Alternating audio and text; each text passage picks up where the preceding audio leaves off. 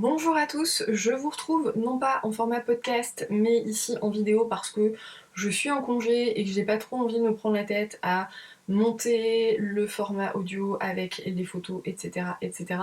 Donc du coup je profite qu'il fait, alors je vais pas dire beau mais jour, ou presque, pour pouvoir tourner une vidéo qui soit pas non plus de trop piètre qualité. Et en fait je voulais aller marcher mais il fait un temps absolument abominable. Et vu le vent qu'il y a, je pense que si je vais marcher, c'est pas marcher que je vais faire, c'est apprendre à voler, en fait. Voilà, on en est à ce point. Donc si vous entendez du bruit en fond, c'est probablement le vent, parce qu'il y a des moments, il y a des bourrasques, c'est absolument impressionnant. Donc, vous l'aurez peut-être compris, je viens pour vous parler de mes lectures du mois de décembre. Je voulais initialement faire 2 points lecture pour le mois de décembre, comme je l'avais fait pour le mois de novembre.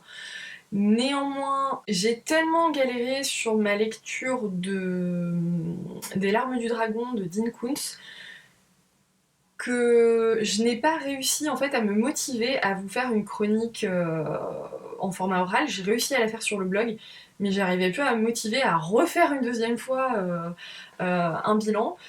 Du coup, bah voilà, ça a traîné jusqu'à ce que arrivé à fin décembre où je me dis non mais ça n'a plus de sens en fait de faire 2 points lecture, sachant qu'on arrive à la fin du mois. Donc je vais essayer de... Voilà, comme je suis en congé, je vais faire 2-3 livres par jour. Vous en chroniquez 2-3 par jour, comme ça me permet quand même de pas tout faire d'un coup, d'y aller tranquillement à mon rythme. Et voilà. Je tournerai demain ma pile à lire pour le mois de janvier. Et voilà, donc on va commencer tout de suite, toute la question étant de savoir si oui ou non j'ai réussi à lire les livres que j'avais prévu de lire pour le mois de décembre. Alors tout de suite je peux vous dire que oui, là je suis en train de lire le dernier que j'avais prévu qui est La perfection du crime d'Helen Fields, et du coup je vais en lire d'autres après. Stasi Child, pardon, ça c'est sûr et certain je le lirai. Par contre l'autre que j'avais prévu, le Anne Ragd, ça, je suis pas encore bien sûre. Voilà. Donc, tout de suite, je vous parle des Larmes du Dragon de Dean Koontz. C'est un livre, comment dire, étrange, bizarre. Pour ceux qui n'auraient pas vu la vidéo sur ma pelle du mois de décembre, c'est un auteur dont j'avais tiré le nom au sort dans la boucle jar. J'étais pas très enthousiaste à l'idée de le lire, on va dire ça comme ça, parce que déjà la couverture, alors il y a pas mal de personnes qui m'ont dit que la couverture était très belle. Moi personnellement, honnêtement, elle m'attire pas du tout cette couverture. J'ai eu 8 livres au total de cet auteur dans ma pile à lire, mais je n'ai jamais eu envie d'y aller en fait. Je sais pas pourquoi, enfin si, je sais pourquoi. C'est parce que, voilà, comme je l'expliquais, je vais pas refaire tout, mais c'est clairement un auteur que j'associe à de l'horreur et quelque chose qui va me faire peur. Très peur. Donc du coup, c'est pour ça que je recule. Si vous voulez en savoir plus, allez sur ma vidéo pâle du mois de décembre, vous en saurez plus. Donc dans ce livre, on va suivre plusieurs personnages. On commence par des personnes lambda, on va dire. Ça peut être un petit peu tout et n'importe qui vont être aux prises avec un personnage assez étrange, une espèce de vagabond très effrayant qui leur annonce leur mort dans les heures à venir. Et puis, une fois que ça c'est fait, cette personne va disparaître de façon très particulière. Elle va, par exemple, se transformer en millions de rats, des choses comme ça. Voilà. Et selon la personne, c'est jamais la même chose. Et à côté de ça, on va suivre un duo de flics, je n'ai plus leur nom en tête, est-ce que je vais les retrouver? On a Harry, oui c'est ça, Harry et Connie. On suit Harry et Connie qui font une petite pause dans un restaurant et qui vont tomber sur un personnage assez douteux, et de là va arriver ce qui devait arriver, une fusillade. Ils vont courir après lui dans... J'ai même pas compris en fait si c'était les étages du restaurant, enfin c'est... La description de cette scène est très... Enfin ça part dans tous les sens. Vraiment c'est très compliqué à comprendre ce qui se passe. Il commence à parler sur des titres d'Elvis Presley, mais on comprend pas pourquoi, enfin c'est... Et ça dure longtemps. Mais mon dieu, ça dure longtemps cette scène. Et honnêtement, encore maintenant, je comprends pas à quoi ça servait de faire durer cette scène aussi longtemps. À mon sens, ça n'apporte absolument rien au récit. En tout cas, dans la longueur de la scène, franchement, je vois pas l'intérêt. Donc déjà là, j'ai eu beaucoup de mal. En gros, j'ai fait les 100 premières pages en me disant « Ce livre est bizarre ». Ce livre est extrêmement bizarre. Les 100 suivantes, il fait 300 pages, hein. Les 100 suivantes, je me suis dit « Ouais, accroche-toi ». Vas-y, tu peux le faire, continue à le lire parce que il faut pas rester sur un a priori, parce que justement j'avais tellement pas envie de le lire que je me suis dit c'est peut-être aussi pour ça que j'ai du mal à rentrer dedans. Et du coup voilà, je me suis accrochée, mais c'était de plus en plus bizarre. Et les 100 dernières pages, là j'avais juste envie que ça se termine en fait. Mais vraiment, je n'en pouvais plus.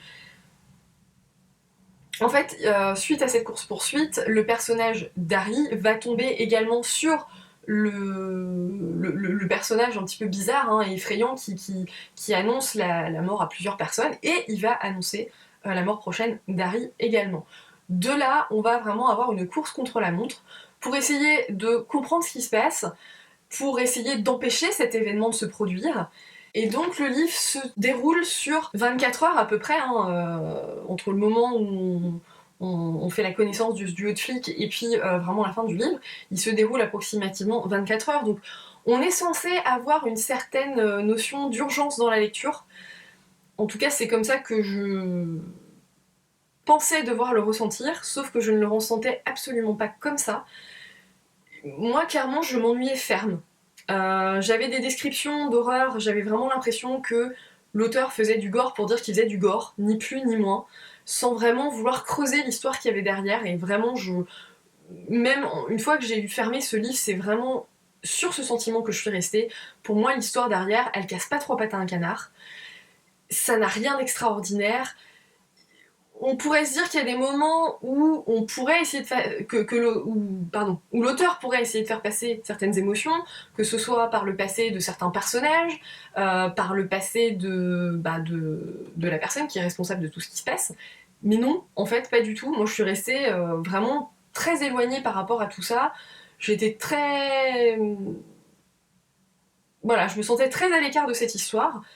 Et encore une fois, là où j'aurais dû sentir un sentiment d'urgence, moi j'avais juste envie que le livre se termine. Je pensais à ce que j'allais lire après, enfin voilà, j'avais pas du tout envie de rester dans cette histoire.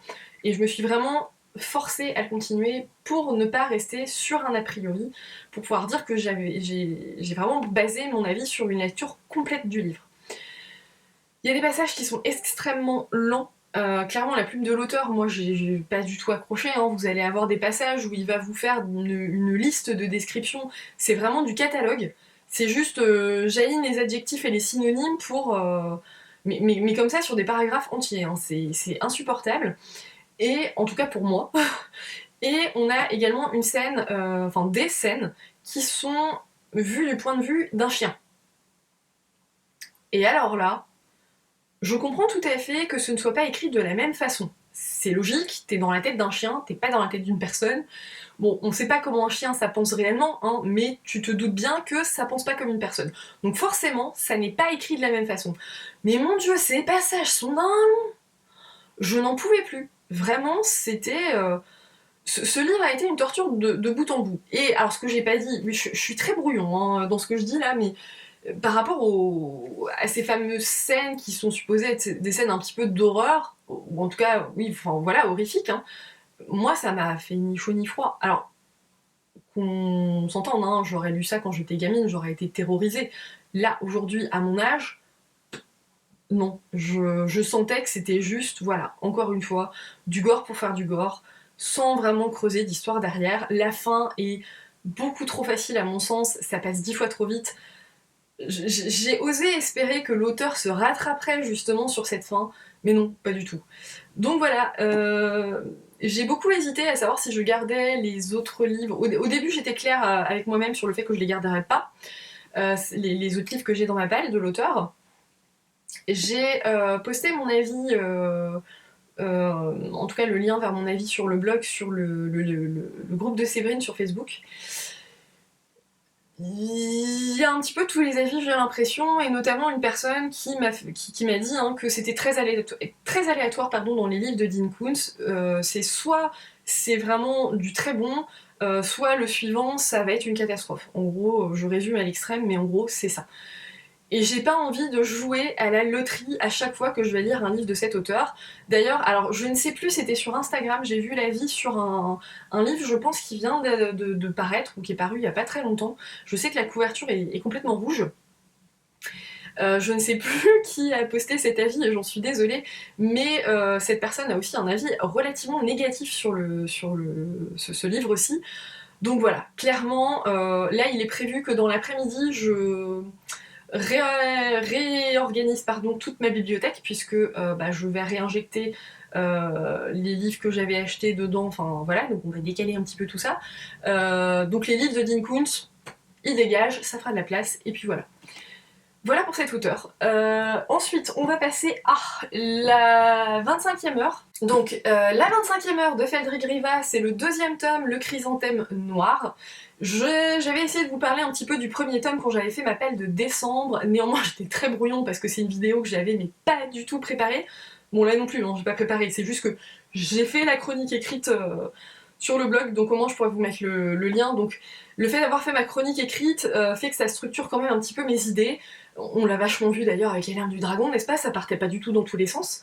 Mais soit le principal, c'est que ce que j'ai à dire soit dit, le plus important. Et je vous invite aussi, pourquoi pas aussi, hein, à aller sur ne pas hésiter à aller sur le blog, où potentiellement j'en dis peut-être un petit peu plus sur certains livres, puisque le format écrit va permettre des spoils, des choses comme ça. Mais voilà, si vous voulez y aller, n'hésitez pas. Après, c'est le format que vous voulez. Hein. Moi, j'impose rien à personne, vous faites comme vous le sentez.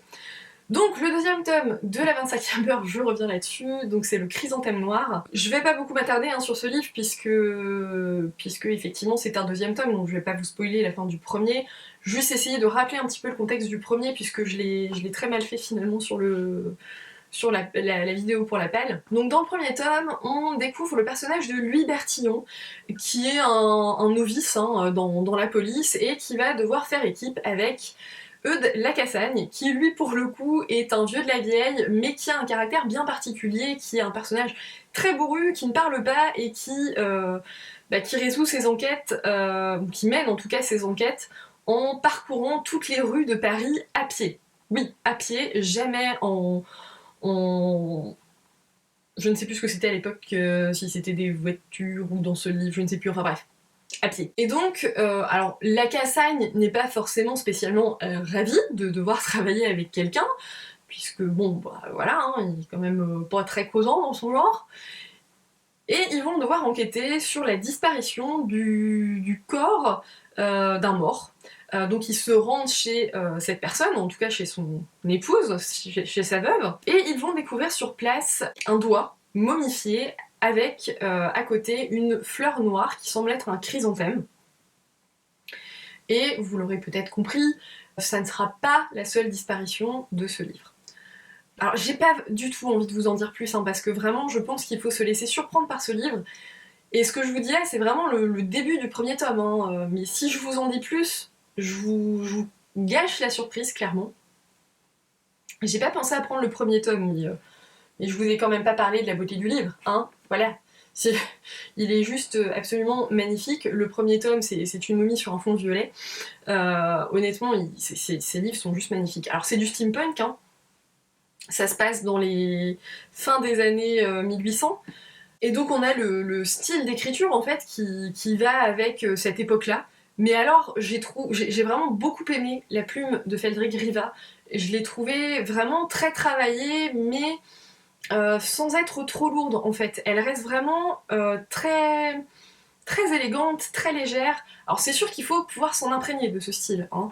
On ne lit pas le livre quand vous ouvrez le premier tome, vous n'êtes pas direct à fond dedans, il faut quand même s'habituer au style. Mais une fois que vous y êtes, franchement vous y êtes.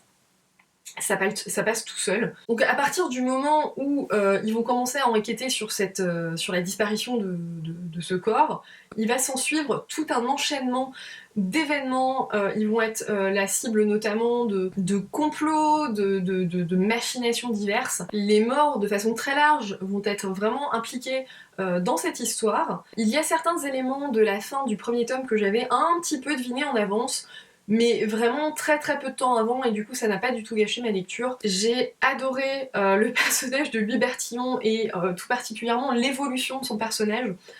Notamment la Cassagne va faire en sorte de l'endurcir en fait.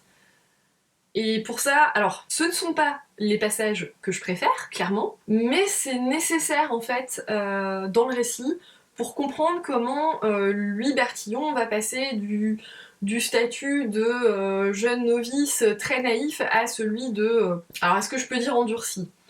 Il est endurci d'une certaine façon, ça c'est sûr, mais pas à tout point de vue. Mais je vous laisserai le découvrir si vous souhaitez lire ce livre, et vraiment je vous y invite très fortement. L'évolution du personnage de la Cassagne est également très intéressant. Il faut savoir que quand on commence le deuxième tome, ces deux personnages ont été laissés dans des situations, enfin vraiment...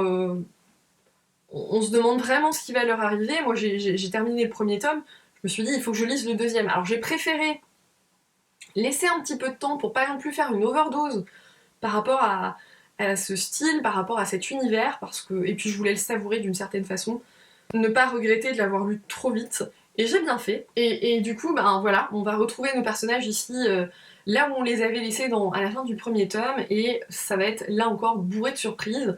On a un nouveau personnage qui va être introduit, qui est une femme. J'ai adoré ce personnage. Elle est vraiment... Elle ajoute en fait une note de fraîcheur, une note de gaieté malgré la gravité des événements, et elle va beaucoup évoluer notamment avec le personnage de la Cassagne, et du coup les échanges entre les deux sont parfois à mourir de rire. Bon, j'exagère peut-être, pas à mourir de rire, mais vraiment il y a une paire de fois où oui, quand même, je le dis, je l'avoue, j'ai ri dans leurs échanges, c'était vraiment... ça va également d'une certaine façon faire évoluer aussi la Cassagne, cette collaboration entre ces deux personnages. Alors il y a tout un mystère hein, autour du personnage de cette femme, j'avais deviné de qui il s'agissait, ça m'a pas embêté, absolument pas, bien au contraire, j'étais contente que ce soit ce personnage-ci. Voilà ce que je peux dire de ce livre, j'espère que c'est pas trop brouillon, là encore, hein, j'ai pris un petit peu la caméra à l'arrache, j'ai pas trop réfléchi. Donc voilà, que ce soit le style de l'auteur que j'ai vraiment adoré, son univers, ses personnages, l'évolution des personnages, vraiment, je vous le conseille à 1000%. Il y a une suite qui est, je crois, Paris Capitale, que je compte bien me procurer. Alors, je n'ai pas lu les 3 autres livres de l'auteur. J'ai plus le titre en tête. Je crois que c'est Les Cairns de l'oubli, quelque chose comme ça, je crois. Je ne les ai pas lus, mais du coup, clairement, je les lirai, je me les procurerai. Maintenant, ça sera pas avant Paris Capitale, parce que j'ai vraiment envie de rester dans le même univers avant de passer à un autre de l'auteur. Alors, ensuite, j'ai lu... Oups, je vais la casser. J'ai lu une bande dessinée, c'est un premier tome, il s'agit de Sorceline, et qui s'intitule Un jour je serai fantasticologue, de Sylvia Douillet et Paola Antista. J'ai encore oublié de vous donner les maisons d'édition, à chaque fois j'oublie, hein, c'est une catastrophe. L'Arme du Dragon de Dean Koontz, c'était aux éditions Plomb, je pense que c'est une maison d'édition qui n'existe plus. Et la 25e heure de Frédéric Rivas, c'était aux éditions de L'Homme sans nom. Très très belles éditions en tout cas pour cette édition, pour ce livre aussi. Et donc là, pour ce premier tome de Sorceline, c'est édité aux éditions Vent d'Ouest. J'ai aimé cette bande dessinée, néanmoins je suis très frustrée. Elle est très courte. Alors vous allez me dire, c'est normal, une bande dessinée, ça se doit d'être court, c'est la base dans la bande dessinée, mais là en fait j'ai trouvé que certains enchaînements en fait n'étaient pas très naturels, et effectivement je trouvais qu'il manquait certaines scènes d'une certaine façon, parce que on passait d'une bulle à une autre, et je me disais mais attends, l'enchaînement là j'ai pas compris comment on est arrivé de là à là. Alors tu comprends après, mais il manque quelque chose, et je trouve que c'est dommage. Au-delà de ça, je n'ai rien à redire, si ce n'est que là encore ça se termine sur un gros point d'interrogation, et je meurs d'envie de me jeter sur le deuxième tome, c'est une catastrophe. Les graphismes sont très très beaux. J'essaye de vous trouver une page qui vous spoilerait pas. Je pense qu'on va aller dans les premières hein, de toute façon. Hop là, voilà, si je vous montre ça. Voilà. Donc que ce soit les graphismes, les couleurs aussi, j'ai beaucoup aimé. Bon après je suis pas une pro de la BD, hein, je l'ai déjà lu, je l'ai déjà dit pardon sur d'autres vidéos par le passé, donc j'ai pas forcément les termes appropriés pour décrire ça, mais voilà, en tout cas j'ai beaucoup aimé. Également au niveau de l'histoire, donc on est sur une jeune fille qui va dans une école pour apprendre des choses sur tout ce qui va être créatures magiques ou plutôt, alors c'est les animaux mythiques et légendaires, et pendant qu'ils vont apprendre hein, avec ses camarades à reconnaître les animaux fantastiques, à s'occuper d'eux, etc., ils vont devoir élucider eux-mêmes un mystère, puisque quelqu'un va disparaître de façon un petit peu mystérieuse. Voilà, tout simplement. Je vous en dis pas plus parce que c'est tellement court au niveau de la BD que si je vous en dis plus, clairement je vous spoil. En tout cas, j'ai beaucoup aimé, c'est un univers qui a l'air vraiment très, très intéressant et j'ai hâte de découvrir la suite. Maintenant, voilà, le bémol que je mets, c'est vraiment certains enchaînements qui sont pas très naturels et qui auraient mérité quelques encadrés de plus à mon sens. Alors là, il n'est pas du tout préparé, je l'ai terminé vendredi. J'avais dit que je ferais pas tout, bah là je suis en train de tout vous faire pour le coup, ouais je suis en train de tout vous faire en fait. Donc, La punition qu'elle mérite d'Elisabeth George, qui est publiée chez Presse de la Cité. C'est une bonne briquesse, hein, on peut pas dire le contraire. Je vous ai déjà expliqué tout mon amour pour cet auteur dans la vidéo pâle de décembre, donc si vous ne l'avez pas vue, eh bien allez la voir, je vais pas vous refaire tout mon petit speech, hein, ça serait un petit peu long pour vous. Je vais pas insister sur ce qui se passe au niveau des personnages principaux, sur certains éléments, etc. pour pas vous spoiler si vous voulez découvrir cette saga, et je vous invite vraiment à la découvrir. Alors ici, en fait, on suit...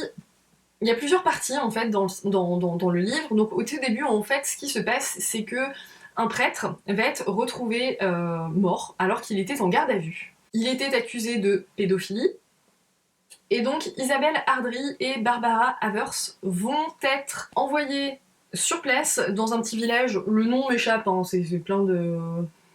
c'est Ludlow, voilà. Donc elles vont être envoyées là-bas parce que le père en fait du prêtre remet en cause l'enquête qui a été menée et se demande réellement ce qui est arrivé à son fils lors de sa garde à vue et si sa mort était réellement un suicide, puisque effectivement l'enquête qui a été menée initialement amène à la conclusion qu'il s'agit d'un suicide. Lui n'y croit pas et c'est ainsi donc que Isabelle et Barbara vont devoir aller là-bas. En sachant que pour Barbara...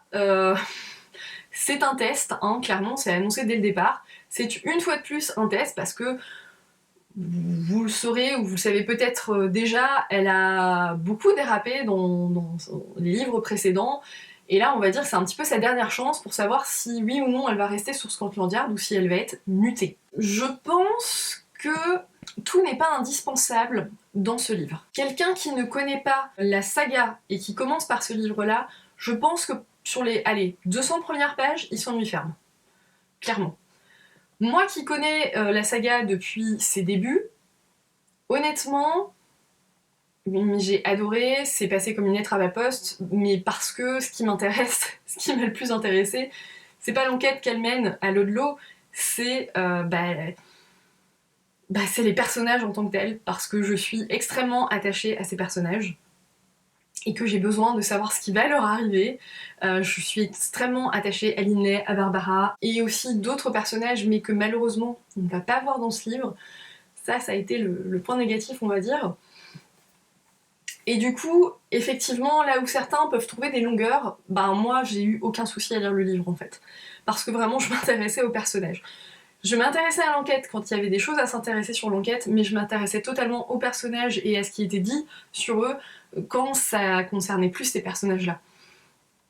Parce que, bah oui, effectivement, il y a des personnes, moi j'ai pu voir hein, sur Facebook des choses comme ça, des posts passés, des personnes qui avaient commencé par ce livre et qui disent bah il aurait dû faire 200 pages de moins quoi. Oui, je suis d'accord, les 200 premières pages ne sont pas utiles à l'enquête. Mais pour les personnages, elles sont extrêmement utiles. Pour ce qui est du style d'écriture d'Elizabeth George, j'ai envie de dire que pour le coup, j'ai toujours aimé ses livres, c'est pas aujourd'hui que ça va changer, hein, j'adore la plume d'Elizabeth George. Alors ici pour le coup, à la différence de ses autres livres par rapport à l'énigme, ce que j'aimais dans les autres livres, c'est qu'elle elle nous amène à comprendre comment l'assassin en est arrivé à son geste. Ici, c'est pas tout à fait le cas. On va dire que c'est en partie le cas, mais pas totalement le cas. Voilà, je n'en dis pas plus. Et du coup, c'était un petit peu la petite spécificité de ce livre pour moi, c'est que pour une fois, il y a quelqu'un là-dedans que j'ai profondément haï. Bon, il y en a d'autres que j'ai haï hein, dans les autres livres, mais là voilà, j'en suis pas venue à me dire ah oui, non mais en fait il a fait ça pour ça, mais quelque part on peut comprendre, même si c'est horrible. Non, là on se le dit pas du tout. Donc voilà, de ce point de vue-là, ça c'est quelque chose qui... Je suis désolée, hein, mais il est lourd, je sais pas comment le tenir. Donc de ce point de vue-là, effectivement, c'était un petit peu la petite nouveauté pour moi par rapport à cet auteur. Et donc je le disais, hein, niveau personnage, effectivement, on va être sur une espèce de charnière, on va dire, une fois de plus. Il y a pas mal de livres charnières, en fait, je trouve, niveau personnage. Alors, pour ce qui est du personnage d'Isabelle Ardry, ça m'a saoulée. Quand dès le départ, j'ai su qu'elle allait vraiment être partie prenante dans l'enquête, je me suis dit non, non, c'est pas possible. Je déteste ce personnage. Il y a rien à faire, je ne l'aime pas. C'était comme ça, voilà. Il y a peut-être des personnages qui l'aiment bien, hein, parce que bon, on va pas se mentir, elle est passée par des choses pas faciles, elle a pas forcément une vie facile, mais ça n'empêche que non, je l'aime pas. C'est pas pour autant que je vais dire oh mon dieu la pauvre, il faut bien l'aimer. Non, je ne l'aime pas.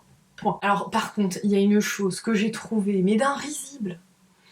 Il y a un personnage, je ne vous dirai pas qui, il est question de claquettes, en fait, de cours de claquettes et de choses comme ça. Alors je dis pas que c'est risible de faire des claquettes, hein, je n'ai aucune opinion sur le sujet. Par contre, le personnage qui est impliqué là-dedans, là c'est risible. Donc si vous lisez ce livre et que vous connaissez les personnages, vous comprendrez.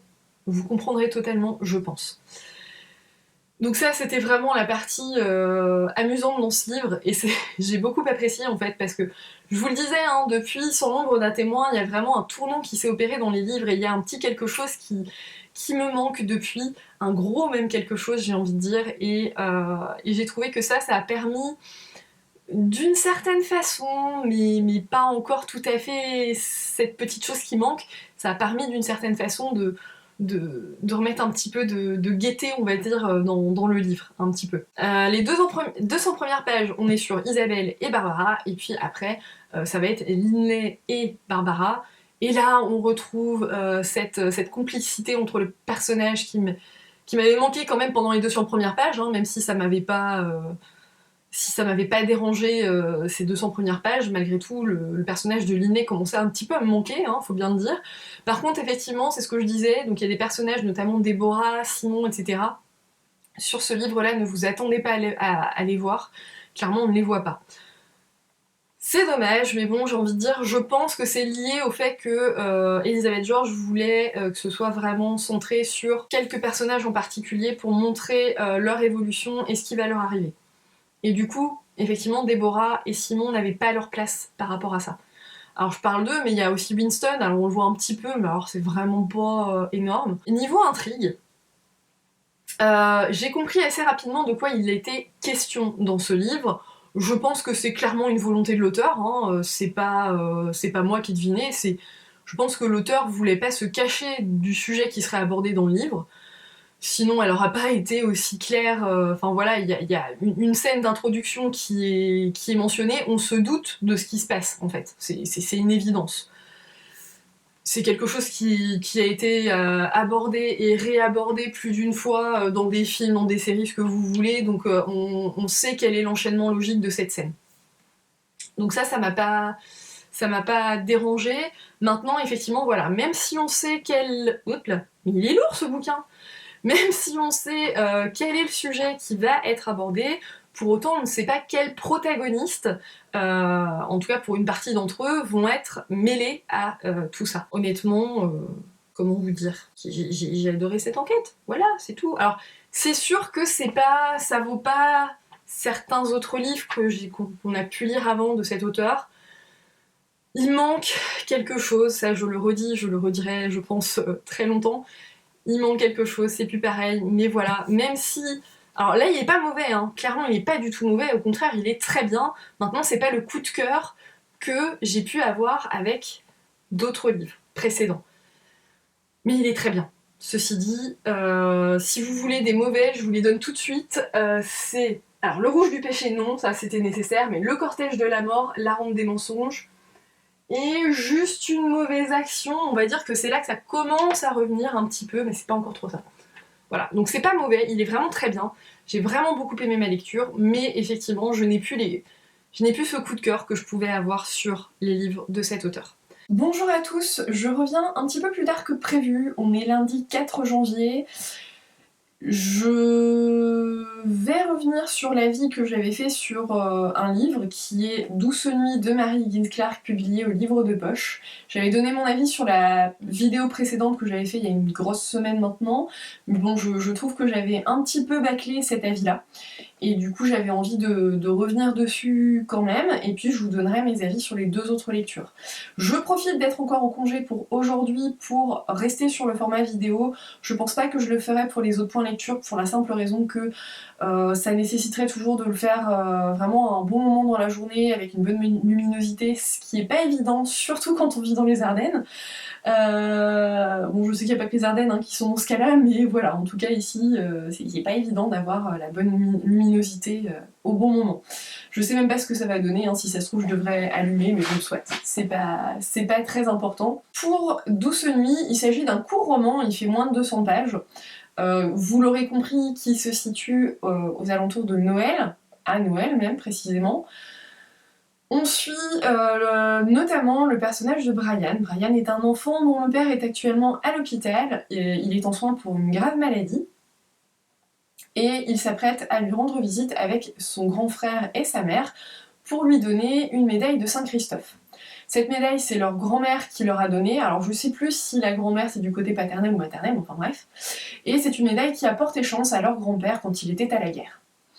Donc le but de cette médaille, je ne sais plus si je l'ai dit, mais effectivement ça va être de porter chance du coup au père de Brian. Et alors que sa mère s'est arrêtée dans la rue auprès d'un groupe de personnes qui chantent des chants de Noël, elle veut leur donner de l'argent et en rangeant son portefeuille dans son sac, il s'avère qu'elle le range mal, le portefeuille tombe au sol. Brian veut récupérer le portefeuille, mais quelqu'un le devance, une jeune femme en l'occurrence, une jeune femme qui va décider de suivre sans prévenir sa mère. Et le souci, c'est que cette femme, il va la suivre assez loin, et elle a quand même de sérieux soucis dans sa vie, notamment au niveau familial. Et donc de là, Brian va se retrouver embarqué dans une histoire très compliquée qui va bien évidemment lui faire très peur. Sa mère va assez rapidement se rendre compte de sa disparition, va tout de suite prévenir la police, et tout va être mis en œuvre pour retrouver le petit Brian. Le souci, c'est qu'il y a très peu de... Pour ne pas dire qu'il n'y en a pas, de déclarations de personnes qui l'auraient vu. C'est un roman qui se lit très rapidement, très facilement. Il est pas exceptionnel, j'ai envie de dire, c'est pas quelque chose de mémorable. Au niveau des personnages, bon, c'est un peu court pour pouvoir dire qu'on s'attache ou pas à des personnages. Après, j'ai envie de dire que bon, voilà, c'est un livre qui a été écrit vraiment pour la période de Noël, spécifiquement par rapport à ça. Disons que ça fait passer un bon petit moment, mais bon voilà, encore une fois, c'est pas quelque chose de mémorable. Il n'y a pas d'intrigue en tant que telle, si ce n'est savoir, puisqu'on sait très rapidement ce qui arrive au petit Brian. On le suit vraiment pas à pas, et la question c'est est-ce qu'il va s'en sortir, est-ce qu'on va réussir à le sauver à temps. Voilà, alors il y a des choses que j'ai trouvées un petit peu, comment dire, je vais pas dire lourd, mais pas forcément ultra crédibles. Par exemple, leur père va pas être au courant que le petit Brian va disparaître. Il va y avoir, en gros, l'hôpital, la mère va appeler l'hôpital en disant attention, il faut surtout pas qu'il soit au courant, le laissez pas regarder la télé. J'ai envie de dire, quand ton enfant disparaît, je veux bien qu'il soit à l'hôpital, qu'il soit malade, mais bon, Je trouve pas ça terrible quand même d'attendre... on sait pas comment ça va évoluer, de pas dire au père que ah au fait ton fils il a disparu. Bon. Voilà, enfin bref, ça c'est vraiment un détail. C'est pas forcément un livre que je recommande particulièrement. On peut pas dire non plus que je le recommande pas. Si je vous fais des vidéos avec les moineaux en face de moi, on va pas y arriver. Hein. Voilà, je me rends compte, en fait j'ai voulu refaire vous redonner mon avis sur ce livre parce que je trouvais que j'avais bâclé, mais en fait je me rends compte que j'ai pas grand chose à en dire. Voilà, c'est tout, ça arrive, c'est comme ça, il n'y a pas grand chose à dire sur ce livre-là, il est très court et mon avis est tout aussi court. Voilà, tout simplement. Donc je vais passer au suivant. Alors j'ai rien préparé, hein. Pour le coup aujourd'hui je passe en mode freestyle total. Donc le livre suivant c'est du thriller, donc c'est La perfection du crime d'Hélène Fields, que j'ai moi chez France Loisirs. Je crois qu'il était paru chez Marabout. Oui, c'est ça, il était paru chez Marabout. C'est un livre que j'ai beaucoup aimé, j'étais assez surprise, enfin surprise, non pas surprise parce que je sais pas, la couverture vraiment m'attirait beaucoup donc effectivement j'osais espérer que j'allais trouver vraiment du bon dans ce livre. Ça n'a pas été un coup de cœur mais ceci dit c'était vraiment une excellente lecture. Le style de l'auteur est pas exceptionnel, hein, j'ai envie de dire, ceci dit ça se lit très facilement, elle a une plume assez agréable, hein, voilà. Alors il y a quelques erreurs, des choses un petit peu d'orthographe, grammaticales, des choses comme ça, mais bon ça c'est pas lié à l'auteur, hein, puisque je pense que c'est clairement la traduction, l'édition qui fait que. Donc là, voilà, c'est pas en lien avec ça. Donc dans ce livre, en fait, on suit un tueur en série. Dès le départ, on sait de qui il s'agit. Il dépose le corps d'une femme qu'il va brûler. Ce corps, bien évidemment, va être retrouvé et assez rapidement identifié comme étant celui d'une jeune femme qui a disparu depuis quelque temps maintenant. Et tout amène à penser que ce tueur a de nouveau enlevé une autre jeune femme. Et donc là, on va avoir une course contre la montre pour retrouver le tueur avant qu'il ne la tue, ou avant qu'il n'enlève encore une autre femme. Oui, donc on va suivre notre tueur hein, assez régulièrement dans sa vie déjà au quotidien, celui qu'il montre en public, on va dire, et puis on va le suivre d'un autre côté avec ses victimes, celui qu'il est réellement. Autant dire que c'est un tueur qui fait assez froid dans le dos, hein. Bon je pense qu'ils font tous froid dans le dos, on va pas se leurrer, mais voilà, il est quand même très particulier, et petit à petit au fil des pages on se rend compte de quel est réellement son but. On pense le savoir dès le départ, mais ça va s'affiner de plus en plus en avançant dans l'histoire. Pour enquêter sur ces crimes, on a... Alors je me souviens jamais des grades, y a rien à faire là-dessus. On a un enquêteur en tout cas qui va prendre la tête de l'enquête qui s'appelle... Ah, comment il s'appelle celui-là ? Luc Calana, qui a des origines écossaises et des origines françaises, donc là il vient directement en Écosse depuis la France. On va apprendre par la suite comment il en est arrivé à quitter la France pour arriver dans cette petite bourgade. Hein. Donc ça je vous en dis pas plus, mais en tout cas c'est quelque chose qui participe beaucoup à la construction de ce personnage. De qui il est et de pourquoi il réagit de certaines façons à certains événements. Et il est épaulé d'une certaine façon par, alors je crois que c'est Ava Turner, qui est sur le même grade que lui, hein, mais qui, elle, en parallèle, enquête sur une autre affaire, qui, j'avais trouvé, prenait quand même pas mal d'importance dans ce livre. Alors ça prend pas toute la place, hein, mais voilà, on en entend quand même beaucoup parler de cette enquête-là. Mais bon, on va se rendre compte que le but quelque part c'est justement de brouiller un petit peu les pistes entre toutes ces histoires. Et donc elle va l'aider un petit peu sur son enquête à un moment donné. Techniquement on va dire qu'ils s'entraident, hein, c'est pas juste elle qui l'aide, mais bon voilà.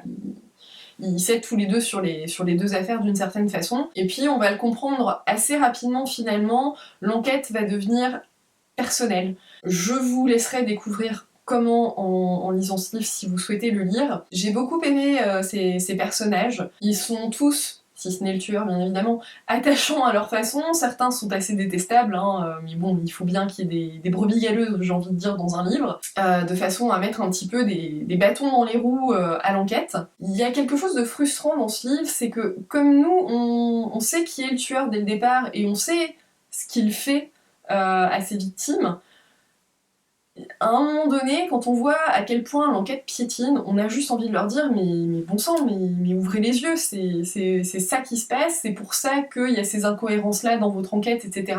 C'est pas frustrant au sens négatif du terme, c'est-à-dire c'est pas que ça piétine dans le livre, c'est vraiment leur enquête qui piétine, mais je pense que le fait d'avoir mis ces deux enquêtes en parallèle, celle de Luc d'un côté et celle d'Ava de l'autre, permet justement aussi de faire en sorte que ça piétine pas trop. C'est pas seulement pour brouiller les pistes, mais voilà, ça permet de faire en sorte que ça continue à avancer dans le récit, sans qu'il y ait de temps mort ou de choses comme ça. Alors au début, sur le personnage de Luc, j'avais un petit peu de mal par rapport à sa psychologie, etc. Mais quand on commence vraiment à comprendre quelle est son histoire, ça devient plus évident, et tout ce qu'on peut espérer, c'est que ça va évoluer par la suite, parce que... Alors il s'agit, j'ai regardé un petit peu, hein, mais c'est une saga, le deuxième livre a déjà été traduit, par contre je ne me souviens plus du titre, et je l'ai déjà mis dans ma wishlist, hein, clairement, il sera acheté je pense cette année. Donc effectivement, j'espère que on va voir évoluer le personnage de Luc notamment, mais pas que, hein, dans les livres suivants. En tout cas, pour revenir à ce livre-ci, à partir du moment où ils comprennent ce qui se passe réellement, on va vraiment avoir, là pour le coup, la course contre la montre dans leur enquête, ce qui était déjà le cas, mais là d'autant plus, on a vraiment ce sentiment d'urgence de plus en plus important. Tout s'accélère très vite. J'ai vraiment bien aimé cette fin, et je me suis rendu compte à un moment donné que le tueur, en fait, on pouvait s'attendre à absolument tout sur la fin de ce livre. Il n'y a rien de convenu. Ça va pas être, on est sûr qu'ils vont réussir à sauver tout le monde, ou au contraire, tout le monde va mourir. Enfin, vraiment, on ne sait absolument pas comment ça peut se terminer. Donc pour moi, c'était une fin vraiment très très bien, très bonne. J'ai rien à redire sur ce livre, si ce n'est effectivement ce que je disais au début, peut-être c'est les problèmes de faute d'orthographe et de grammaire, mais qui pour le coup sont clairement pas liés à l'auteur, hein. Donc j'ai hâte de lire la suite de ce livre. J'espère que les autres livres seront eux aussi traduits. Je sais pas du tout si c'est quelque chose qui est prévu ou pas, mais en tout cas j'ai vraiment très envie de retrouver la relation entre Luc et Ava. J'ai vraiment beaucoup aimé la façon dont c'était abordé, et je suis curieuse de savoir ce que ça va donner par la suite. Voilà pour ce livre. Je sais pas si j'ai dit tout ce que j'avais à dire, j'avoue que là je me pose vraiment devant la caméra en mode impro total. C'était pas prévu, je profite juste qu'il fait pas encore trop moche pour y aller, mais voilà. Donc, le dernier livre que je vais vous présenter, c'est Stasi Child de David Young. J'avais acheté ce livre il y a pas mal de temps maintenant, à sa sortie en fait, hein, tout simplement. Et il est sorti il est sorti en 2016 ce livre, voilà. Donc je l'ai acheté en 2016, je ne l'ai jamais sorti de ma palle, alors qu'il m'a toujours fait de l'œil, et puis là cette année j'ai décidé que il était temps de le faire. Alors c'est pareil, hein, j'ai vu qu'il y avait aussi une suite, un deuxième livre, donc que j'ai aussi mis dans ma wishlist, parce que pour le coup, ça a été un coup de cœur ce livre. Donc ça a été publié chez Fleuve Noir. Il s'agit d'un polar historique qui se déroule en Allemagne, dans les années 70, je crois que c'était en 1975 si je dis pas de bêtises, ouais c'est ça. Et donc on est en RDA, à Berlin-Est, et le corps d'une jeune fille va être retrouvé près du mur, dans un cimetière, criblé de balles. On a versé de l'acide sur son visage pour qu'elle ne puisse pas être reconnue, identifiée, et il semblerait qu'elle ait été violée. Donc la police locale, et notamment le personnage de Karine Müller, vont être chargés d'enquêter sur cette mort, et c'est un certain Jaeger, je ne sais pas du tout comment ça se prononce, qui travaille pour la Stasi, qui leur demande de gérer cette enquête, ce qui est quand même assez inhabituel, puisqu'en général, la police locale, qu'ils appellent, alors pour la police criminelle, la Kripo, ne travaille jamais main dans la main avec la Stasi. Alors ça, l'auteur, c'est quelque chose que j'ai beaucoup apprécié. Dès le début du livre, il nous plante carrément le décor et il nous explique comment ça se passait dans l'Allemagne à cette époque-là et quelles sont les libertés que lui a prises dans le livre de façon à ce que ça lui permette d'écrire son livre, mais ce qui ne se faisait pas, par contre, à l'époque, dans la vraie vie. Donc ça, j'ai beaucoup apprécié parce que ça nous permet vraiment de faire le distinguo entre ce qui relève du réel par rapport au caractère historique du livre et ce qui relève vraiment de la fiction. Alors très rapidement, tous les enquêteurs qui travaillent avec Karin Müller, qui vont enquêter avec elle, vont comprendre que c'est vraiment une enquête qui est minée du début à la fin et qu'il va falloir qu'ils fassent très attention sur ce qu'ils disent, sur ce qu'ils vont faire, etc. Et notamment, première chose qui semble quand même assez étrange, puisqu'il semblerait que cette jeune fille ait fui de l'ouest pour aller à l'est, alors qu'en général c'est plutôt l'inverse, les gens voulaient aller vers l'ouest. En parallèle de cette enquête, on va avoir plusieurs chapitres qui vont être écrits à la première personne, du point de vue d'une adolescente, qui est enfermée, je sais pas si on peut dire ça comme ça, mais oui, je pense qu'on peut le dire comme ça, donc dans une maison de correction. Et donc on va y découvrir un petit peu quel est le quotidien de ces adolescents dans les maisons de correction. On va découvrir son histoire petit à petit pour que les deux époques finalement, entre ce que elle nous raconte et puis l'enquête de Karin Müller, coïncident. Alors pour commencer, j'ai beaucoup aimé l'écriture de l'auteur. J'ai trouvé qu'il a vraiment un style qui nous permet de nous imprégner de l'ambiance de l'époque. Ça se lit vraiment très facilement. Il n'y a pas de longueur, de choses comme ça. Il va direct à l'essentiel, droit au but. Il nous plonge vraiment dans l'ambiance de l'époque. Très rapidement, on sent que on ne peut faire confiance à personne, qu'il faut se méfier de tout ce qu'on dit, de tout ce qu'on fait. Les apparences sont vraiment très importantes dans ce monde-là, ou en tout cas à cette époque-là, puisque c'est pas un monde à part entière, mais c'est quelque chose qui a vraiment existé. Et notamment, on le sent avec le personnage de Karin, qui va à plusieurs reprises se demander si elle-même n'est pas surveillée, en fait. J'ai trouvé ça vraiment intéressant d'avoir une enquête qui va se situer dans l'Allemagne de l'Est, et de suivre les personnages de cette façon-là, puisque finalement c'est des personnages qui réfléchissent avec comment je peux dire, entre guillemets la mentalité qu'on leur demande d'avoir, les idées qu'on leur demande, qu'ils sont supposés avoir en étant de ce côté de l'Allemagne, de Berlin. Mais en tout cas, une chose est sûre, c'est que pour le personnage de Karin, quelle que soit l'origine de cette jeune fille, ce qui importe, c'est vraiment de découvrir ce qui lui est arrivé, qui lui a fait du mal, pourquoi on lui a fait du mal, et faire en sorte que ça ne se reproduise pas. Donc on s'attache très rapidement au personnage d'Irma, qui est la jeune fille qui parle à la première personne sur certains chapitres, et qui nous raconte sa vie un petit peu dans la maison de correction, comment ça se passe, ce qu'on lui demande de faire. On peut dire qu'elle passe vraiment par des phases très difficiles. On est ici sur beaucoup de complots, de machinations. La fin, clairement, on la voit pas venir quand on comprend vraiment de quoi il s'agit. Alors on se doute très rapidement que c'est des personnes haut placées qui sont impliquées dans tout ça. Maintenant, savoir qui, pourquoi, comment, ça, clairement on ne sait pas. On le découvre vraiment petit à petit dans le livre. Et j'ai vraiment aimé être plongée dans cette ambiance-là, découvrir tout ça, et encore une fois, à la fin du livre, l'auteur revient sur ce qu'il a mis en place dans ce roman, en nous disant, bon, attention, ça effectivement c'est des choses qui se faisaient, ça par contre il n'y a pas de preuve que ça se faisait, etc.